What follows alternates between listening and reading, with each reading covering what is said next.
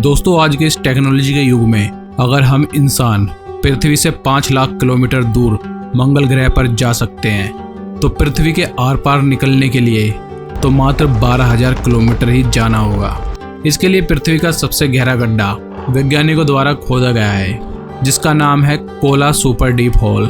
इसकी गहराई 12 किलोमीटर है, लेकिन आखिरकार ऐसा क्या हुआ कि वैज्ञानिक इस होल को मात्र 12 किलोमीटर खोद कर ही रुक गए। और आपके मन में कभी न कभी यह सवाल भी आया होगा कि हम जहाँ पर रहते हैं यानी कि हमारी पृथ्वी कितनी गहरी है, इसकी गहराई में क्या क्या छिपा है और हमारे वैज्ञानिक इसके अंदर की जानकारी कैसे हासिल कर सकते हैं। तो दोस्तों, इन्हीं सवालों के जवाब आपको इस वीडियो में मिलेंगे। तो बिना किसी देरी करते हुए चलिए वीडियो शुरू करते हैं। वायरल 4 फैक्ट में आपका स्वागत है। दोस्तों, हमारी पृथ्वी की उत्पत्ति लगभग 4.5 मिलियन साल पहले हुई थी और यह पूरी तरह पानी से ढकी हुई थी। अंतरिक्ष से देखने पर यह पूरी गोल दिखती है, लेकिन यह वास्तव में अंडाकार है। खैर, हम पृथ्वी के आकार की बात नहीं कर रहे हैं, हमें जानना है कि पृथ्वी के अंदर क्या है।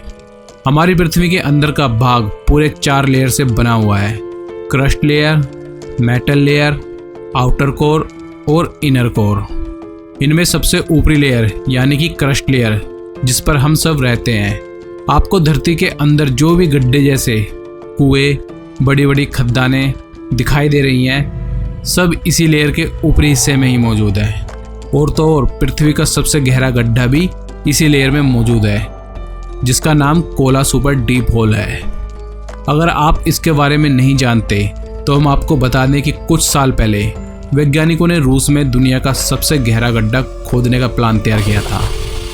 रूस में खोदे गए इस गड्ढे की गहराई 12 किलोमीटर है और यह गड्ढा पृथ्वी के ऊपरी भाग में यानी क्रस्ट लेयर में ही समाप्त हो जाता है। और इस पर वैज्ञानिकों ने पूरे 20 साल तक काम किया था, यानी कि पृथ्वी को सिर्फ और सिर्फ 12 किलोमीटर तक ही खोदा गया है। बताया जाता है कि जब वैज्ञानिक ये गड्ढा खोद रहे थे, जैसे जैसे होल गहरा होता गया वैसे वैसे ही पृथ्वी के अंदर का तापमान बढ़ता गया और यह तापमान करीब 350 डिग्री तक पहुंच गया।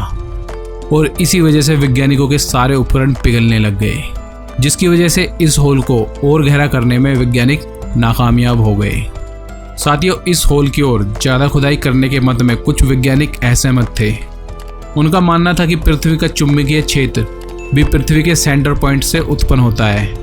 अगर यह होल पृथ्वी के आर पार कर दिया गया तो हो सकता है कि पृथ्वी पर बनने वाला यह चुंबकीय क्षेत्र नष्ट हो जाए, और पृथ्वी के अपने चुंबकीय क्षेत्र का गुण खो देने से क्या होगा, इसका विनाश के बारे में हम सोच भी नहीं सकते। इन्हीं सब कारणों की वजह से इस होल की खुदाई बंद कर दी गई। तो आइए दोस्तों, समझते हैं क्रस्ट लेयर को। दोस्तों, क्रस्ट लेयर 2 भागों में बटा हुआ है। पहला है ओसेनिक क्रस्ट यानी जिस पर समुद्र है, और दूसरा भाग है कॉन्टिनेंटल क्रस्ट। इस पर पूरा ठोस भाग यानी धरातल बना हुआ है। इस लेयर की गहराई 100 किलोमीटर तक है और इसका टेम्परेचर 500 से 1000 डिग्री सेल्सियस तक रहता है। धरती पर आने वाले भूकंप और महाद्वीपों में होने वाली हलचल के पीछे यही लेयर जिम्मेदार है। इस लेयर में धरातलीय जल, पथरीली चट्टानें, सिलिका और कई धातुएं मौजूद हैं, जिनको हम निकालकर यूज़ करते हैं। आप जानते हैं धरती की दूसरी लेयर यानी कि मेटल लेयर के बारे में।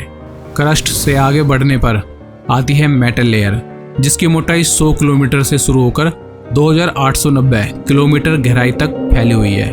पृथ्वी का ये मेटल भाग बेहद गाढ़ा गर्म लावा है और इसका तापमान 4000 डिग्री सेल्सियस से 5000 डिग्री सेल्सियस तक होता है और यहाँ संवहनीय धाराएं चलती है। ये सिलिकेट रॉक से बनी हुई है और इसमें मैग्नीशियम और लोहे की काफ़ी ज़्यादा मात्रा है। Core layer. दोस्तों, क्रस्ट लेयर और मेटल लेयर को पार करने के बाद हम पृथ्वी की तीसरी लेयर यानी कि कोर लेयर पर पहुँचेंगे। कोर लेयर पृथ्वी के सतह से 2900 किलोमीटर से शुरू होकर 6400 किलोमीटर नीचे तक होता है। ये पृथ्वी के आयतन का 16% भाग है।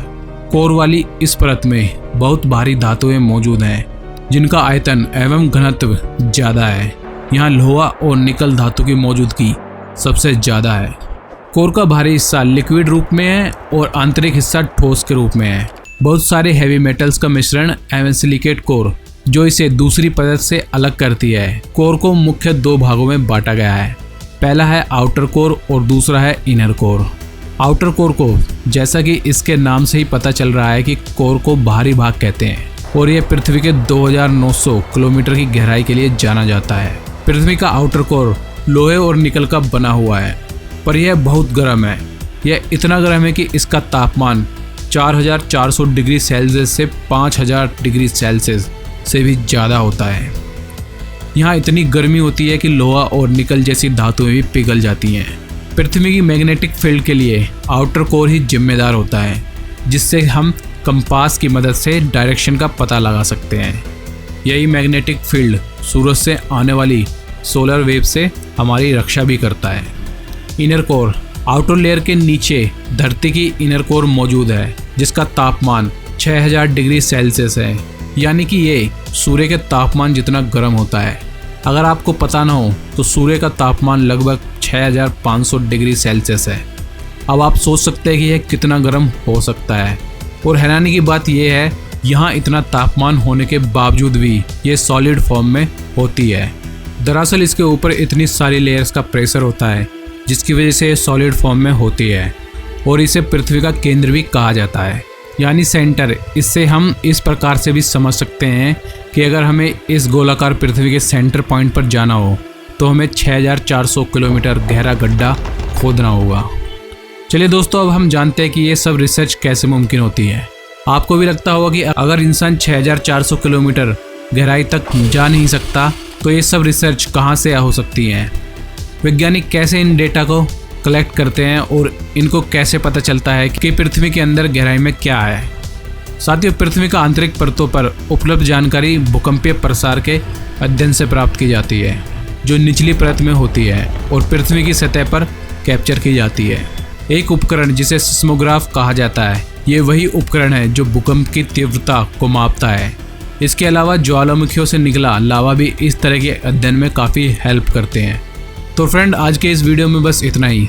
अगर आपको ये वीडियो पसंद आया हो तो इसे लाइक और शेयर जरूर करें। ऐसे इंपॉर्टेंट नॉलेज के वीडियो को देखने के लिए इस चैनल को सब्सक्राइब जरूर करें।